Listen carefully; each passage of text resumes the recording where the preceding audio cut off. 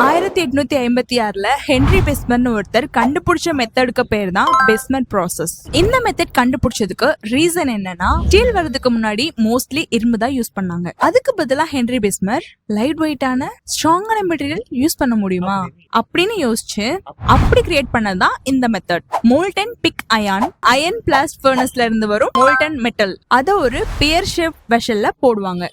அந்த மிஷின் பேர் தான் பெஸ்மர் கன்வெர்ட்டர்னு சொல்லுவாங்க. அப்புறம் ஏரை கீழ இருந்து ப்ளோ பண்ணுவாங்க.